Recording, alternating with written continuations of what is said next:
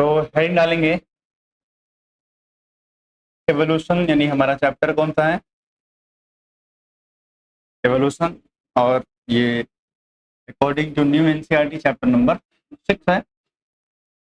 और आज हमारा टॉपिक है एविडेंस ऑफ एवोल्यूशन। हम पढ़ रहे थे और उसमें हमने पैलेंटोलॉजिकल एविडेंस पढ़ लिया है, जिसमें हमने पढ़ा था कि paleontological evidence are the most trusted evidence. क्यों भाई साहब? क्योंकि उनका एक फिजिकल प्रूफ मिलता है। और पैलेंटोलॉजी होती क्या है? स्टडी ऑफ फॉसिल्स होती है। और अगर हम बात करें फॉसिल्स की, तो उन ऑर्गेनिजम्स या लिविंग ऑर्गेनिजम्स के डेड रिमेन्स या बॉडी पार्ट्स जो बहुत जमाने पहले एग्जिस्ट करते थे, जमीन के नीचे दब गए हैं सेडिमेंट्री रॉक के अंदर, उन्हीं को ऑब्टेन करना, उसे हम क्या बोलते हैं? पैलेंटोलॉजी या फॉसिल्स एविडेंस भी आप मानते हो उसको। जितना ज्यादा गहराई में जो है सेडिमेंट्री रॉक के अंदर फॉसिल्स मिलेगा, उतना ही ज्यादा ओल्ड वो फॉसिल होगा।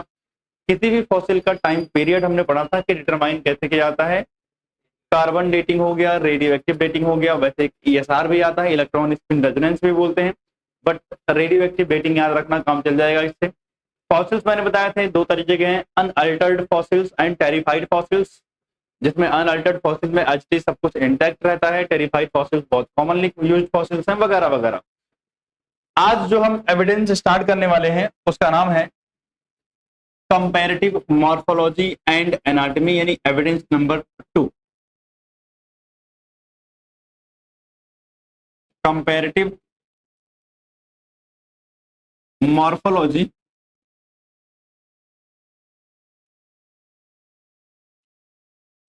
And anatomy. Comparative morphology and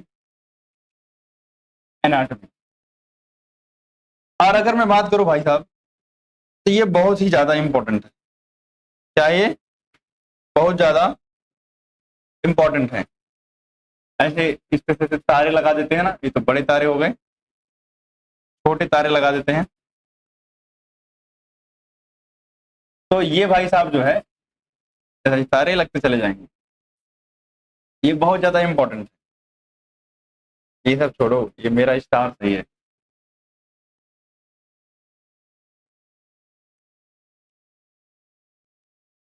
ठीक, मत समझ लो, पेपर में आएगा अगर कुछ तो ये आएगा जरूर।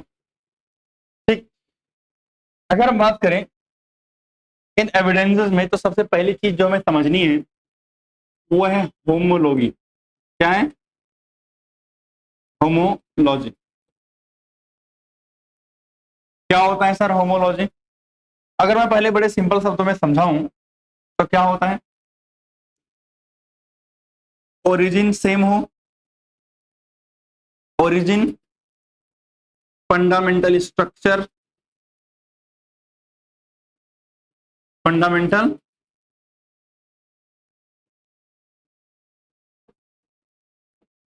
स्ट्रक्चर, और एक तरीके से आप बोल सकते हो एम्ब्रियोनिक डेवलपमेंट।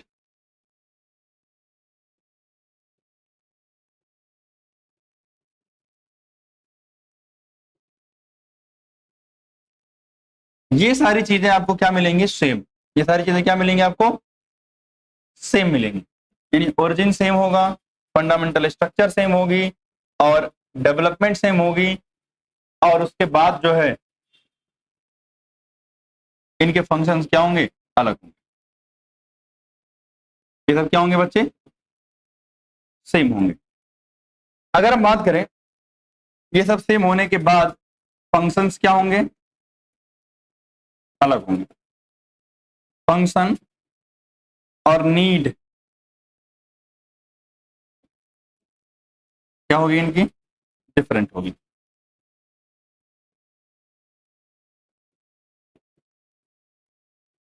मतलब सिंपल शब्दों में, ये ऐसे ऑर्गन हैं जो दिखेंगे एक जैसे, इनकी स्ट्रक्चर में सारी चीजें सिमिलर होंगी, लेकिन जब आप इनके फंक्शन देखने जाओगे तो पता क्या चलेगा कि ये तो अलग अलग काम कर रहे हैं। तो अगर हम डिफाइन करें तो कैसे डिफाइन करेंगे भाई साहब?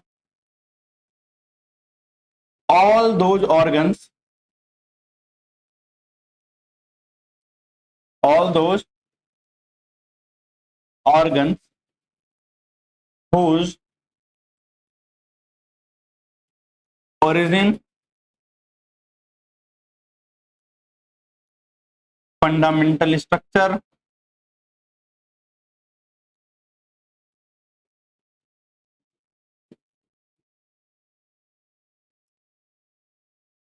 and embryonic development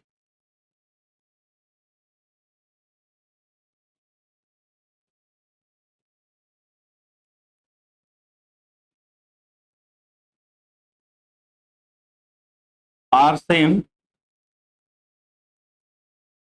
but due to different need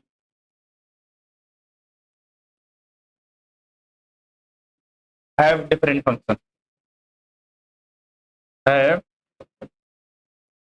different function. Functions क्या होंगे उनके, अलग होंगे। अगर मैं बच्चे एग्जाम्पल की बात करूं ऐसे ऑर्गन की, एक तो है क्या, 4 limbs of vertebrate, 4 limbs of vertebrate. NCERT ने वर्टिब्रेट में एग्जाम्पल किसका दिया है, व्हेल का, बैट का, चीता का और ह्यूमन का। इसके अलावा अगर हम बात करें हॉर्न ऑफ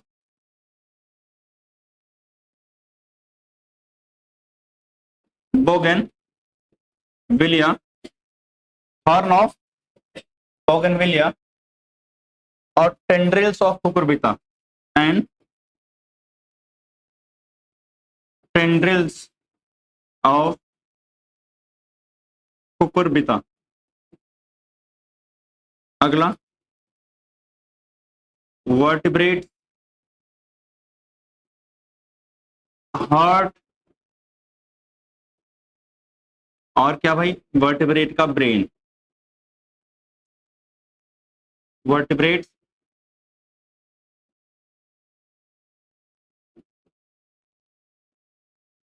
ब्रेन। बहुत इंपॉर्टेंट एग्जांपल्स हैं सब। अब मेरी बात एक बार समझना कि ठीक है, थ्योरी में तो हमने समझ लिया कि होमोलोगस ऑर्गन क्या होते हैं, एक बार समझते हैं सही से कि होमोलॉजी होती क्या है। इसका एक बड़ा सिंपल सा एग्जांपल है और वो क्या है कि मान लिया एक पेरेंट है, उनके 2 बच्चे हैं। कितने हैं, 2।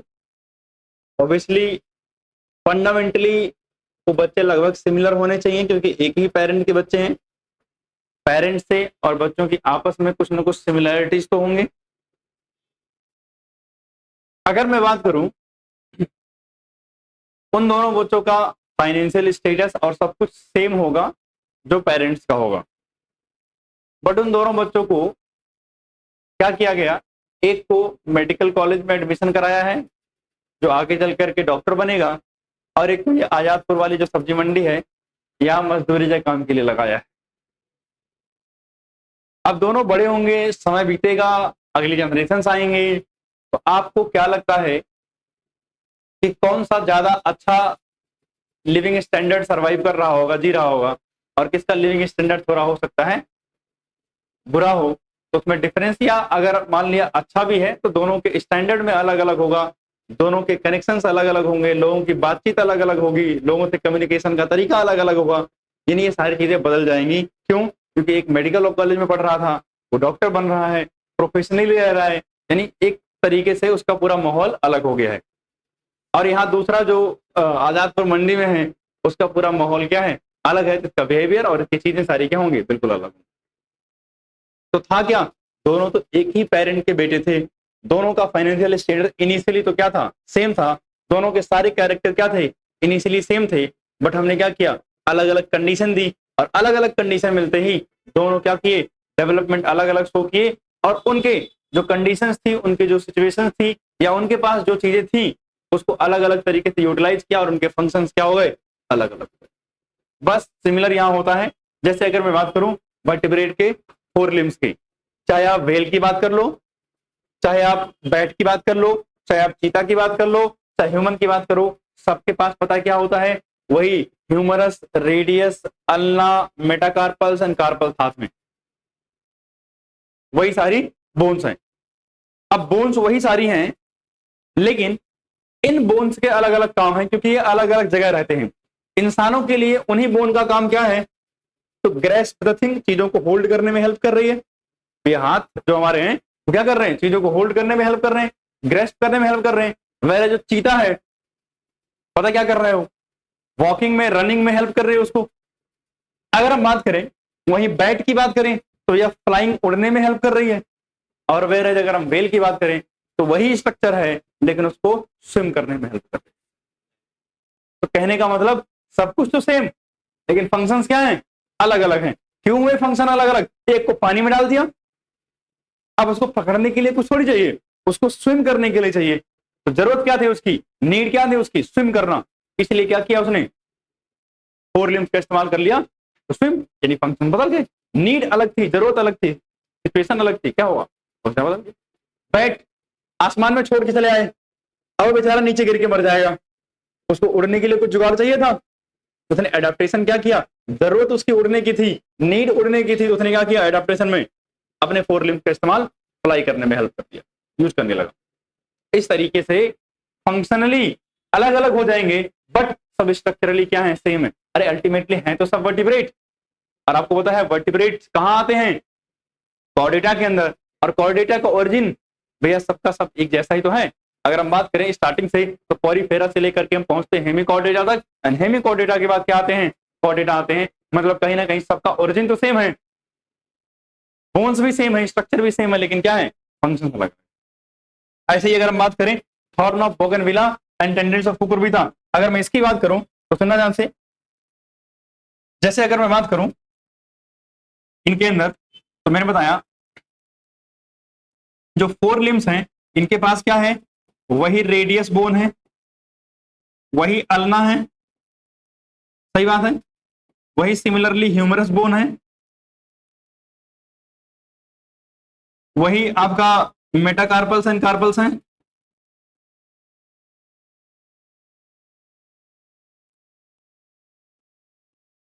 वही फैलेंजेस हैं।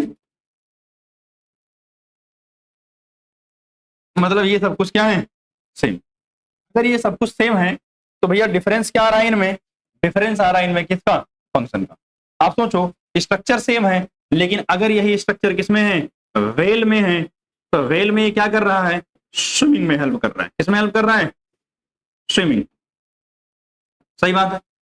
यही स्ट्रक्चर अगर कहाँ है, ह्यूमन में है, तो किसमें हेल्प कर रहा है, ग्रेस्पिंग में, या आप बोल दो होल्डिंग, जो भी आप बोलना चाहो, ठीक है ना। अगर यही स्ट्रक्चर कहाँ है, चीता के अंदर है,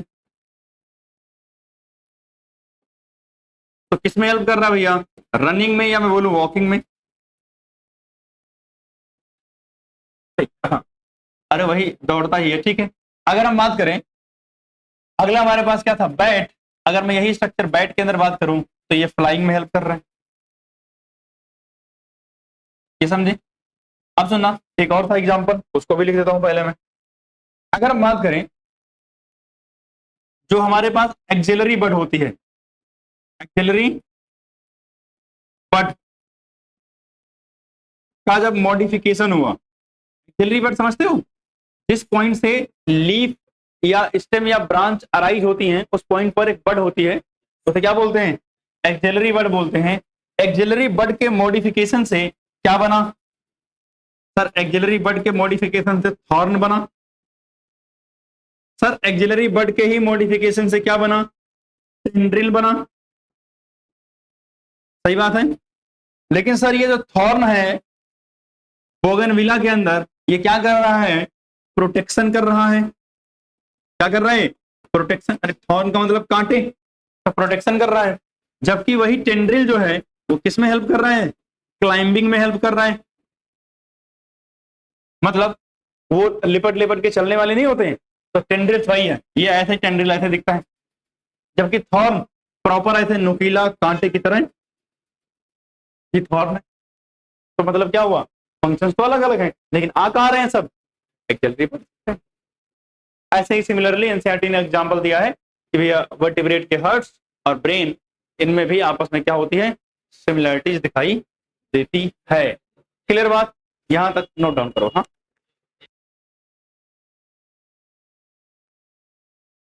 अब देखो कुछ बातें और हैं जो मैं यही मेंशन कर रहा हूं, इसको नोट डाउन भी करते रहो। अब ये बताओ होमोलोगस ऑर्गन क्या रिप्रेजेंट करते हैं, एंसेस्टर कॉमन होंगे भाई, तब क्योंकि एक ही पॉइंट से आ रहे हैं तो एंसेस्टर क्या होंगे, कॉमन होंगे। यानी अगर कहीं होमोलोगस ऑर्गन के एग्जांपल मिल रहे हैं तो मुझे इससे क्या पता चलता है, कॉमन एंसेस्ट्री का पता चलता है। सो कॉमन एंसेस्ट्री, और अगर आप देख रहे हो होमोलोगस ऑर्गन के अंदर एक पॉइंट से निकल करके वो अलग अलग डायरेक्शन में जा रहे हैं, अगर पिछला वाला देखो तो क्या है, एक कॉमन पॉइंट अलग अलग डायरेक्शन में, तो एक कॉमन पॉइंट से निकल के दूर दूर जाना, दैट इज डाइवर्ज करना, इसे क्या बोलते हैं, डाइवर्जेंट एवोल्यूशन बोलते हैं। तो मतलब ये किसका रिजल्ट है, यह है result of divergent evolution, divergent evolution. आगे हम बात करेंगे क्या होता है डाइवर्जेंट एवोल्यूशन। वैसे तो यही होता है जो आपने देखा है कि एक कॉमन पॉइंट से ओरिजिनेट होकर के अलग अलग डायरेक्शन में जाना, रिजल्ट ऑफ डाइवर्जेंट इवोल्यूशन, या इसको बोलते हैं adaptive divergence, adaptive divergence, adaptive divergence. आगे चलते हैं हम, तो आगे हमारे पास अगला जो टॉपिक आता है वो है एनालॉगी। क्या है, एनालॉजी। चलो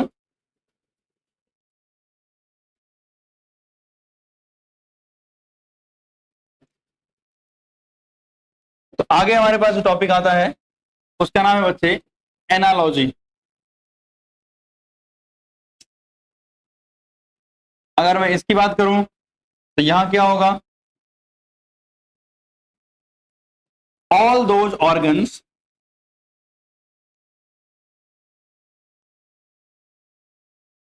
whose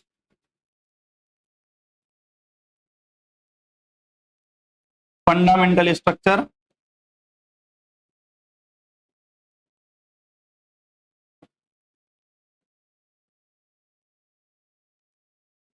and functions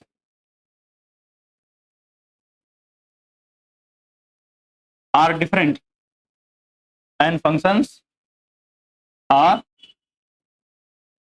different, sorry, function क्यों लिख रहा हूं, fundamental structure and and origin are different but have similar function, लेकिन फंक्शन क्या होंगे, सेम होंगे, फंक्शन क्या होंगे, सेम। अगर मैं इसकी बात करूं तो इसके एग्जांपल्स कौन कौन से आते हैं, एक होता है wings of butterfly,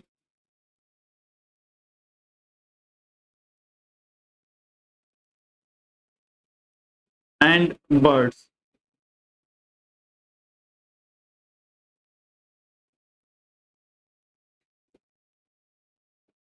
sweet potato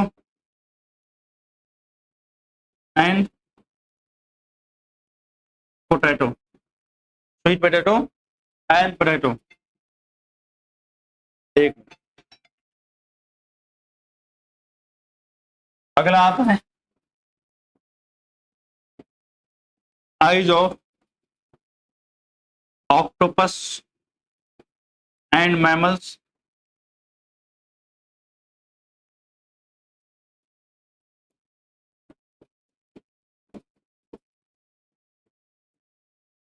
flippers of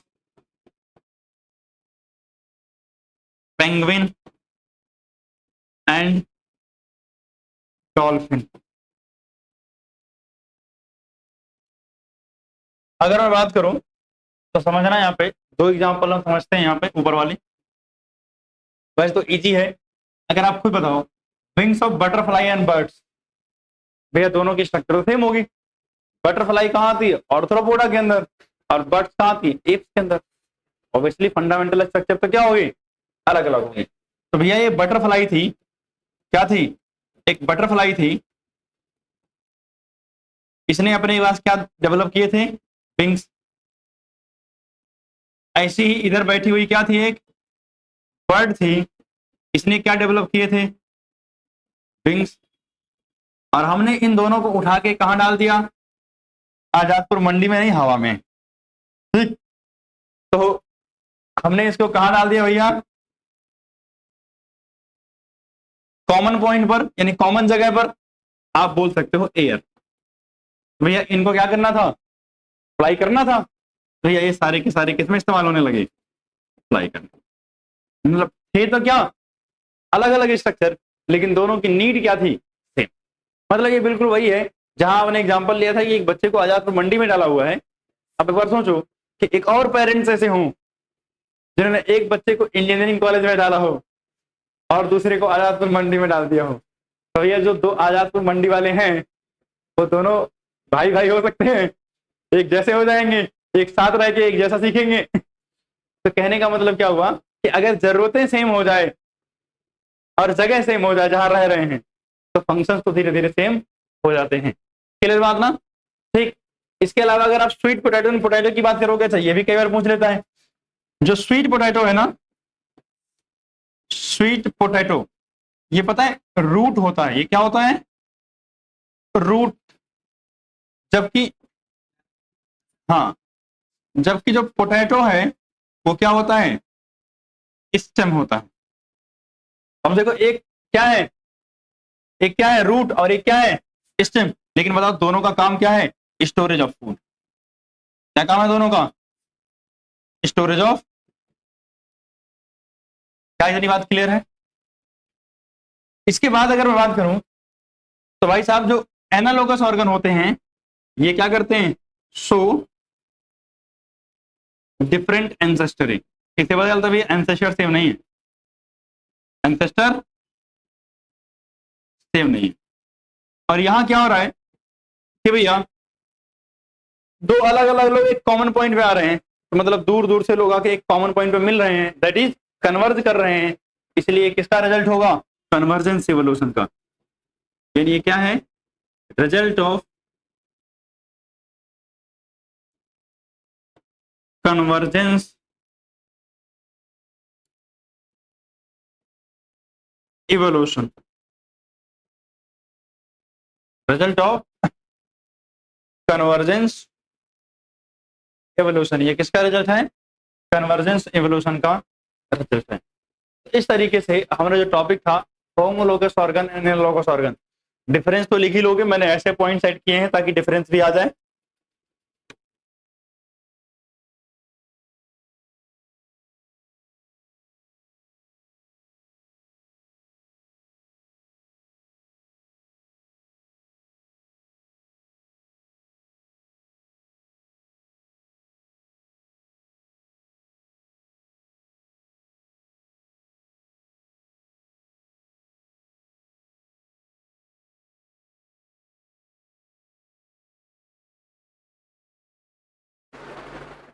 तो हम दो छोटे से टॉपिक पढ़ रहे हैं जो एनसीईआरटी में नहीं है। तो इसको हम अलग से लिख रहे हैं, एक्स्ट्रा डोज। और जनरली पहले नीट के एग्जाम में थोड़ा बहुत आते होते थे, बट अब नहीं आते हैं। बट एक बार देख लेते हैं, अच्छे टॉपिक है, इंटरेस्टिंग। तो जो सबसे पहला है वो है वेस्टिजियल ऑर्गन। क्या है? Vestigial organ. अगर मैं बात करूं वेस्टिजियल ऑर्गन क्या होते हैं? ऐसे ऑर्गन जो हमारी बॉडी में मौजूद हैं लेकिन नॉन फंक्शनल हैं। करंटली हमारी बॉडी में मौजूद हैं लेकिन क्या है वो? नॉन फंक्शनल हैं। ठीक है ना? यानी प्रेजेंट इन करंट यानी अभी के समय लिविंग, बट कैसे हैं? नॉन फंक्शनल है। तो भैया इससे क्या पता चलता है? हो सकता है हमारे एंसेस्टर में क्या रहा हूं? फंक्शनल रहे हों, अदरवाइज कैसे आ जाएंगे? बिना काम के थोड़ी आएंगे। पहले हो सकता है इसका कुछ काम रहा होगा, कुछ रोल रहा होगा। ठीक है ना? तो उसका must be functional in ancestor, must be functional in ancestor. यानी भैया एंसेस्टरों में तो ये फंक्शन होना सही। ऐसे ऑर्गन्स कौन कौन से हैं? जैसे हमारे पास है वर्मी फॉर्म अपेंडिक्स। कहां मिलती है ये? स्मॉल इंटेस्टाइन और लार्ज इंटेस्टाइन के पास में। हाँ, लार्ज इंटेस्टाइन जहां स्टार्ट होती है वहां पे वर्मी फॉर्म अपेंडिक्स। इसके अलावा और क्या? Body hair. देखते हुए दुनिया बॉडी हेयर से परेशान है, पूरा दिन रात जो है उसको निकालने में ही लगे रहते हैं। अल्टीमेटली हमारे लिए तो कैसे हैं? नॉन फंक्शनल हैं लेकिन मौजूद हैं। इसके अलावा अगर आप लिखना चाहो विजडम टूथ, इससे भी लोग परेशान हैं। याद है ना? लोग जाते हैं डॉक्टर के पास कि भैया विजडम टूथ एक्सट्रैक्ट करवाना है ना? डॉक्टर की इनकम इस चक्कर में हो रही है। तो कहने का मतलब क्या है? विजडम टूथ हो गया, बॉडी हेयर्स हो गए, वर्मी फॉर्म अपेंडिक्स हो गया। अच्छा, हमारे पिन्ना के अंदर जो मसल्स होती है ना, ये मसल, ये भी वेस्टिजियल हैं। कुत्तों के अंदर आगे पीछे मूव करते हैं, हम थोड़ी करते हैं। तो ये बनी थी किसके लिए?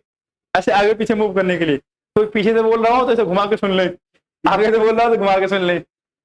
बट ऐसा तो कुछ हमारे अंदर है नहीं। मतलब ये भी क्या है? वेस्टिजियल। ये तो आप लिखना चाहो तो लिख सकते हो मसल्स ऑफ पिना, मसल्स ऑफ पिना। अगर आप लिखना चाहो तो ये भी आ जाएगा, मसल्स ऑफ पिना। अगर हम बात करें, ये तो था वेस्टिजियल ऑर्गन। वेस्टिजियल ऑर्गन के अलावा एक आता है एटाविज्म। क्या आता है? एटाविज्म। एटाविज्म को हम बोलते हैं रिवर्जन भी। क्या बोलते हैं? रिवर्जन। मतलब सिंपल शब्दों में रीअपीयरेंस ऑफ एंसेस्ट्रल कैरेक्टर।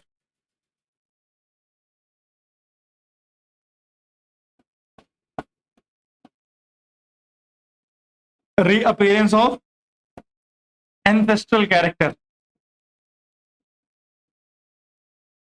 मतलब जस्ट लाइक किसी बच्चे के अंदर उसके दादाजी के कैरेक्टर आ जाए।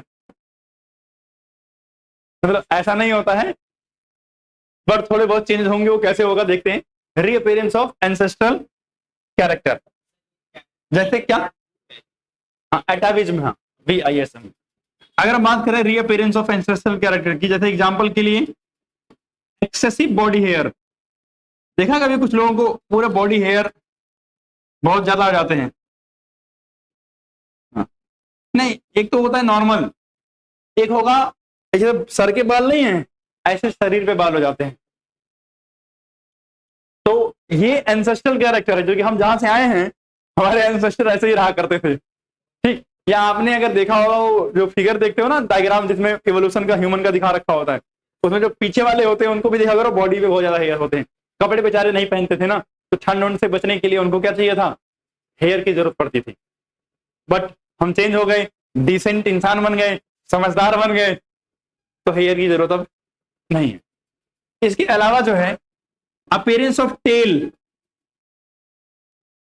अपीयरेंस ऑफ टेल मतलब पूंछ आ जाती है। नहीं देखा है? गूगल सर्च करना, वैसे तो मैं कर सकता हूं गूगल सर्च। अभी गूगल सर्च करोगे तो बहुत सारे बच्चे ऐसे होते हैं जिनके पीछे बैक में टेल छोटी सी बन जाएगी, या टेल बोन क्लियरली विजिबल होती है। तो ये पूंछ आ जाना, ये भी एंसेस्टर से कैरेक्टर है। अब ऐसे सारे कैरेक्टर अगर आपके शरीर में दिख रहे हैं, इसका मतलब ये एंसेस्ट्रल कैरेक्टर हैं। और आप सोचो ना, ये सब मुझे क्या बता रहे हैं? यही तो बता रहे हैं कि भैया तुम्हारे एंसेस्टर कौन थे, जानो पहचानो उनको। सही बात है, तुम्हारे एंसेस्टर थे कौन, ये बताने के लिए सब कुछ हो रहा है। तो ये सब हमें एक तरीके से प्रूफ करते हैं कि हम सब कहां से आए हैं, हमारा ओरिजिन क्या है और हमारे एंसेस्टर कौन। ये भी थी कंपैरेटिव एनाटॉमी एंड मॉर्फोलॉजी के अंदर ही आता है, बट ये एनसीईआरटी में नहीं है, तो ध्यान रखना। अच्छी चीज है, थोड़ा बहुत आइडिया रहेगा कि हाँ वर्मी फॉर्म अपेंडिक्स वगैरह क्या क्या चीजें हैं। यहां तक की बात हो गई, तो अब आगे चलते हैं।